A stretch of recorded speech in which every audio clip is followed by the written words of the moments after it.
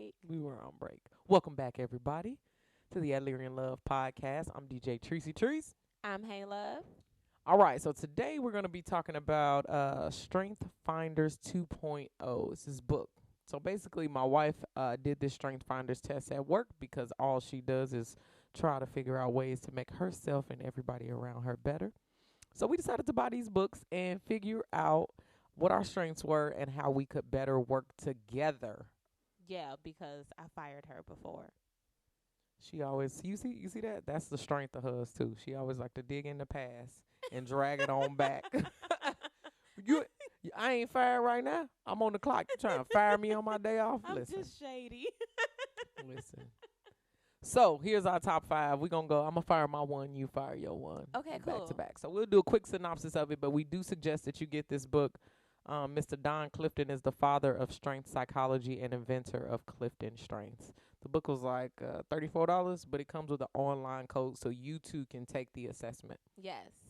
All right, so my number one was Activator. And a quick synopsis of what that is I get things started, which didn't surprise me at all because I'm an entrepreneur. I've been starting ideas that I have in my head since I was a teenager, and getting the fire lit and the idea excited. Everybody excited about the idea. That's pretty much what an activator does. So that was my number one strength. And my number one was futuristic, or is futuristic, and that is just seeing the gaps, seeing things that most people don't see in the book. They give you a description of all of the different strengths you can have, and then they give you little quotes or excerpts from people who also have that same strength. And I always like to talk about one from a guy who was a manager, and he was like, sometimes I'm working with people and I see issues or I see something and it's like it's down the road, and I'm telling my coworkers or my employees like, hey, look up, keep your eyes open. Can't you see that this is about to happen? And for me, futuristic is not about seeing the bigger picture. It's about seeing the things that aren't in the picture. It's like, how did y'all not see this over here? Nobody's talking about this and they should be, or nobody notices that it's trending in this industry but could be easily applied to ours. Like, okay, cool. I'm going to get back to you on that. That's awesome that you have that as your number one because I'm an activator. So think about that together. Yeah. So her number one strength is looking out into the future and seeing the not possible pitfalls. I don't want to say that either because it could be possible successes. Yeah. Yeah, in the future. Whereas I'm right here in the moment, like, I got a great idea. This is how we're going to get it started. That's my number one strength, So you can feed off of that and say, great idea. Here are some things we can think about in the future or some places that we can take it. So I think that's how we symbiotically work with those together. And I love that those two are our number ones because I feel like I can look at a project that we're doing and I see it all the way to the finish line. I'm like, baby, we wanted an award for that. We were at the Grammys. Girl was sitting next to Oprah. It was crazy. Girl, it was crazy. But she comes to me with an idea, and I'm like, okay, I saw this, that, and that. And boom, y'all get another trendier project or trendy project. Like, yeah, that makes sense. yeah. All right, my number two is strategic.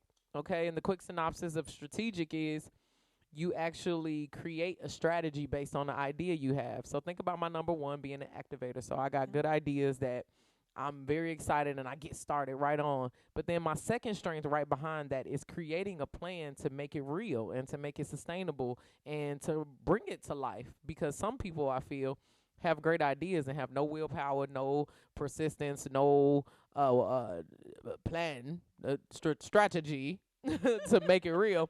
Whereas to right hand in hand, I'm thinking of a way to activate it and make a plan for it. And you know what my number two is? What's your number two, girl? Strategic. Shut up. Hit him with the fight of the bumblebee. Oh, I'm going to have to put some effects or something on here. I don't know. I don't want to say I'm going to post-edit it, but girl, yes. And that's so funny because think about like the strategy of our life. Like we've just recently started to like actually plan out every single step, even though good things have been coming to us. But on your side, what strategy for you? So this being my number two makes all of the sense because I will have an idea, and like I said, I see it all the way to the end, and I start planning. If you know me, you know I love taking notes. It's the nerdiest thing ever. But anytime I'm in a meeting, whether it's a professional one, a personal one, I've started family meetings with just the two of us, and our family cracked up. My side is huge, and my sister's like, I've got 3 kids and a husband, and we don't have family meetings. And if we do, I'm not taking no notes. I have agendas for our family meetings. Like, and if we don't get to all of the items, we have to table something. Like, it's Robert's Laws of Order or Rules of Order all up and through this household because I need it to flow. I need it to have a plan. I need to know how we're connecting, who we're connecting with, what pieces we're bringing in, who we're thinking about sponsorships, how we're going to run our ads. Like, I have it all mapped out. And Treese comes in with her strengths of technology and her knowledge about all of the people in indie. Like, it just works. It does just work. Coupled with the fact that I crave discipline. Like, a lot of people know me traditionally, like my educational background and all of that. Like, you take notes, and I don't take notes because I don't like writing, but I type everything. I record things. I set reminders. I have digital to-do lists and all of that. But I have to feel like I'm disciplined and going toward a goal in order for me to be satisfied. So that's right hand in hand. I'm glad you take our notes, girl. Yeah, color coded. Without it, I'd be lost. I got you. You're writing on that board because I ain't doing it. They're whiteboards. I've got all the whiteboards, all of the, what are they called? Corkscrew boards. Mm-hmm. Meanwhile, I wrote on this Post-it note that's inside of this book, and my hand is cramped right now from it. It's cramped up. I'm like, ooh, this hurt. All right, I'm going to move to my number 3. Okay. My number 3 is achiever, which doesn't surprise me either, because from a very young age, achieving my goals was very important to me. It still is important to me. I wake up every single day chasing my dreams. I'll never stop that. Just recently, I think that the balance that we found has helped me to not chase my goals and be so mean to myself about it, because I'm hitting milestones every day. And now I'm celebrating it a lot more. So being an achiever can be a double-edged sword, because you feel like I need to hit this goal, but it's never enough. Whereas now I feel like I'm trying to be an achiever in all aspects of my life and not just my professional life. So I'm trying to achieve and be a great wife, be an achiever and have a healthy lifestyle, just do all kinds of things that live a well-rounded life versus chasing one goal and pigeonholing myself. Yeah, I appreciate that. Oh, thank you. I appreciate you. You're welcome. What's your number 3, girl? My number 3 is positivity. Oh, my God. Have you ever met me? I never have a bad day, because why have a bad day that you're creating and reinforcing when you are the designer of your day? I knew I was going to get positivity. I didn't know it was going to be my number 3, but I for sure knew it was going to be in my top 5, because I always see the brighter side of stuff. Like, and it, again, okay, so you were talking about a double-edged sword. I think positivity can sometimes be a double-edged sword, because I see the glass half full. I don't see it half empty. So when someone comes to me and they're like, Indy, I'm having such a crappy day, this happened, I am quick to either solve the problem or minimize the problem so that they can get on with their day or figure out whatever solution they need to. And sometimes my friends and family and loved ones just want to vent, and I am like, positive Patty all on your face. And they're like, India, can you just listen? Like, I just need to get this out. I don't want you to solve it. Maybe after I want a knock joke, and I got you. But right now, I just kind of want to sit in it. And it's hard for me to allow people that I care about to sit in sadness and feel like they can't get out of it on their own. But for me, positivity has gotten me out of dark spaces, and it's also helping me to learn that just because I choose to sit in an emotion or a feeling that isn't so peppy and positive doesn't mean I am not a positive person, doesn't mean my life isn't happy, but it gives you energy. I think positivity, especially for us working together, I reinvigorate us because sometimes, we're human. We're people. We in love, so we like to be laid up and not do anything. We got all these passion projects we working on, doing this, doing that. But if I can get excited about a project and stay excited about a project, stay organized and on top of a project, it gets done and we're excited about it. We're talking about it. It's now a part of our lifestyle. It's now a part of our day. So it's easier for us to keep it going. Yes, and I appreciate your positivity because I'm an entrepreneur. And that is a roller coaster of emotion. Okay, you'll get a $13,000 sale, you'll lose a $13,000 sale. You find your focus, you lose your focus. And the thing about India is like that positivity that she has is so genuine that it's crazy. Like some days it'll piss you off because you like, listen, this is going on. You don't see this, and I suffer sometimes from overwhelm syndrome.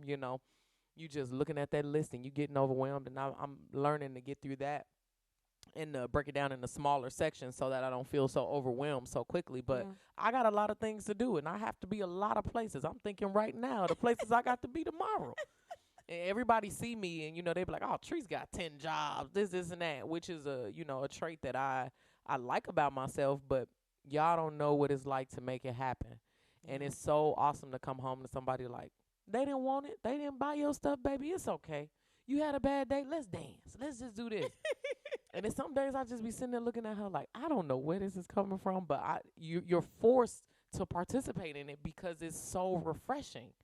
And it comes from such a like organic place that it's not forced. It's who she is. You're gonna accept it. One does not own or capture India. They experience India. And I say that all the time because she's just this free flowing spirit that's going about life. And I'm just kind of sitting here alone for the ride. Shotgun. Shotgun. Shouty. I like you. I like you too. All What's right. your number 4? I'm gonna go to number 4. My number 4 is India's number 1, which is Futuristic. So on top of being an activator that's activating the idea, then making a plan, and then achieving great goals, I look to the future in a different way. Yeah, yeah. I don't think that I look to the future and be like, oh, here's the possible pitfalls or even like things that could work well here. I just sit and I know that I'm going to get there. Yeah. You know what I mean? I have really powerful visions of great places that, I'm a be and we going to be. And the funny thing is I got a tattoo on my arm that says never in my wildest dreams. And I feel that all the time. I'll be like, oh my God, looking around in my life like, never in my wildest dreams did I think I'd be here, but I can totally see that Yeah. that I'm here. So my future view is I always have optimism for the future. It don't matter how dark it get. It don't matter how bad things seem. I'm always going to figure out a way to flip it and make it come out to my benefit.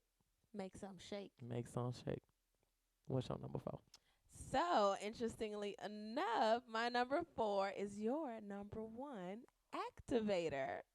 We're made for each other. I know. You can't tell us we would. And listen, we didn't make the test. And I'm not a good test taker. So. Well, they say, haters will say it's photoshopped, okay? Exactly. So for me, activator is something that I struggle with, honestly. Both personally and professionally. And I struggle with it because again, it's that exigence, it's that immediate, I want to start right here, right now, today. Let me go ahead and contact these people. Let me get this together. I remember interviewing for a position at a company here in Indy that I love, love, love to this day. Disclaimer, or spoiler alert, I did not get that position, but it's because I'm an activator. Literal, true story. I'm in the interview and it was a fund development position. So I would be doing events and programming and fundraising, things around generating money for this organization. And they said their last fundraiser, which was their annual gala, didn't go well because they had technology issues with the app that they were using to collect the money. And I was like, oh, well, I was just a part of a fundraiser, and we use this app, and I have a friend who is on the team for that software app. I can reach out to him. Let me go ahead and write that down as a task. I had a list, a to-do list in the interview. To doing the job for free. I'm Okay. already doing it. I'm activating immediately because I'm like, oh, that's a gap. That's a need. Oh, y'all don't have to worry about that because there's a better software than the one that y'all were using anyway. And I have a friend on the inside. He can give you all this type of plan at this price. Like, all I have to do is give him a call. When I tell y'all they emailed me to let me know that I did not get that position, and I was like, I'm not calling no dang on body for y'all. I can't believe this. But they didn't ask me to do that. It was just my activator activating. So I really have to take a step back with being an activator because I will start 50,000 things. If you know me, you know I love arts and crafts. I have made candles, flower crowns, flower panels. I've painted. I've done weaving. I've done crocheting. Like, in my personal life, it's a problem because I can't fit not too many more arts and crafts in this front office, y'all. Teresa ain't said nothing about it, bless her heart. But I personally, it would benefit me to lean in more on my slower thinking strengths, the ones that's like, hey, take a look around. What else is going on? What else can you focus on where you don't have to go and buy a $250 cricket to get this craft or this project off the I ground? sold that cricket. Sold it. It's gone. Because, again, an activator is somebody that gets that spark going. I'm not a middleman. I'm not the most consistent person.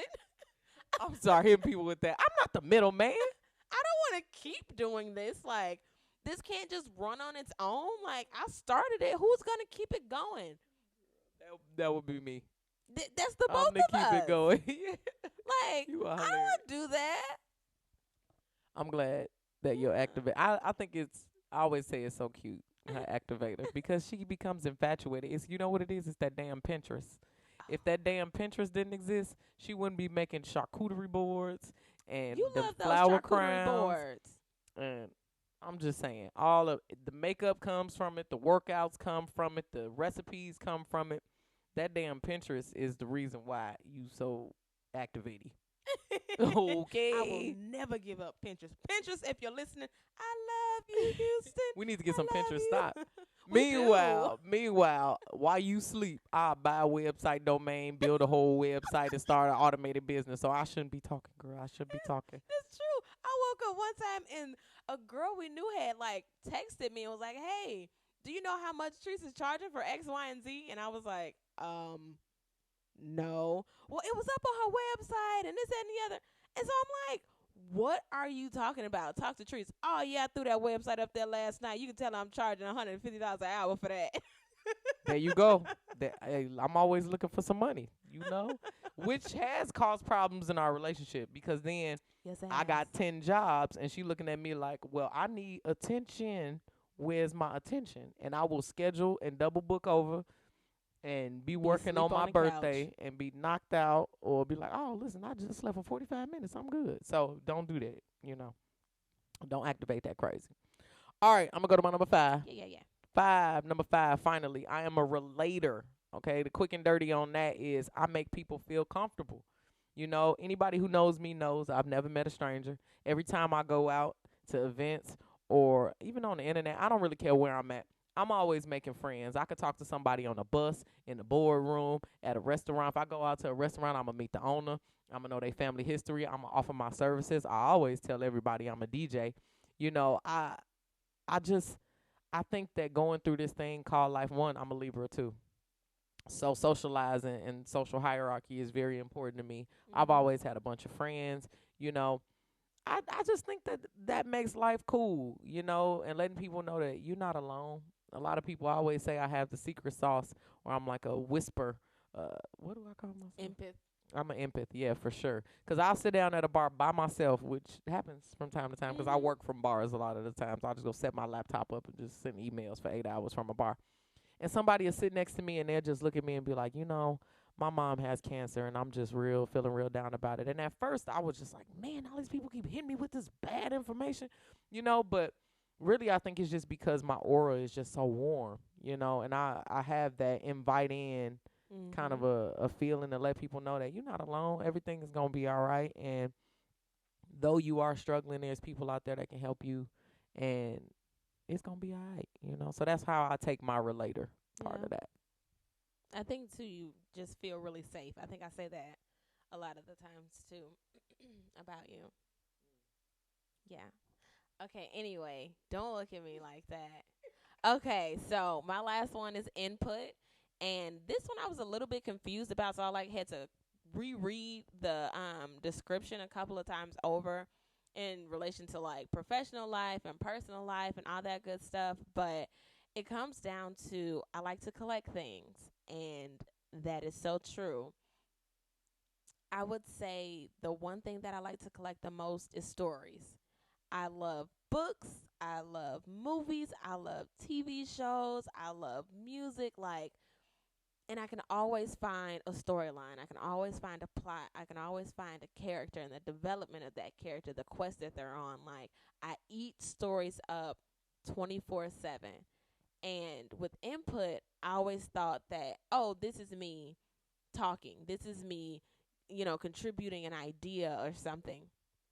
And it's not that at all. It's you wanting to be informed, you wanting to know what's going on. So that way you can process a little bit better.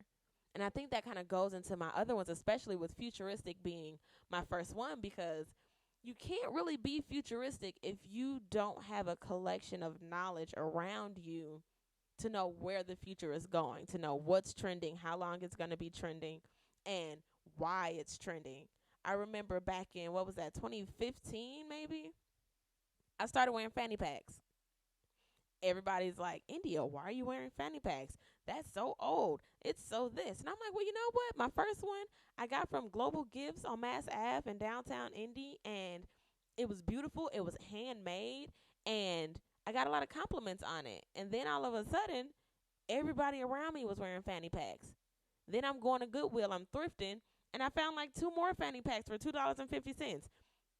Now everybody around me is like, "Oh, I just got this fanny pack. Yeah, I found it at Forever 21. It was 19.99, 9.99. This is so expensive." And I'm like, "I've been wearing fanny packs since 2015. Everybody calling it lame. Oh, that's just India. Everybody just I'm just so unique, and she be to herself. She do her own thing." And then 2 years later, what is everybody else doing their own thing? Not saying that I'm upset about it, but I'm always doing whatever it is that I feel like I want to do, take an assessment oh, wow, this fanny pack is cute, or oh, this book looks like it's going to be a good read. And then all of a sudden the people around me are also doing that. And maybe that's just because I'm an influential person or a natural influencer, but I like to think it's because I am a collector of stories. I'm a collector of knowledge. I'm a collector of things, apparently, with all of the things that are in my front office from my arts and crafts. But input was one that I really had to dig a little bit deeper on. But it goes back to my note taking as a strategic person in professional meetings. Anytime somebody has a question about what happened last meeting, what we're going to be doing next meeting, they ask me, India, hey, do you think you can email me your notes? Oh, absolutely. I'm here to help. I'm happy to help because I collect all of the notes. I have notebooks from high school that I just won't get rid of because what if I need that information? Yeah, and I will say, you asked me, you pair with the perfect lady, because I don't watch TV or nothing like that. I used to read encyclopedias when I was a kid and look at trivia questions and watch Jeopardy. So she asked me strange questions all the time, like who is the president of this, or who's the king of this, what's the name of that seat, and I always know the information. She be like, "Wow, how do you know that?" Like, I just think that it's cool that you be so inquisitive with just Yeah. the random stuff that I know, Yeah. which happens to be a plethora of just randomness. I remember one time I asked you what was the headquarters or where a company was headquartered in, and you're like, oh, I think it was Walmart or something. Yeah, She's it's like, oh, Bentonville, Arkansas. it's whatever town, Arkansas, and it's owned by this family. And I was like, of the Waltons. How do you know that? Well, thank you. I read case studies for business school all the time. That's the kind of things that are thrilling to me. Yeah. Yeah. So that's our top 5. That's our top 5. We encourage y'all to get this book, Strength Finder 2.0. There's a digital version, but this comes with a little code in the back, and then you can just keep it and talk about it if you like.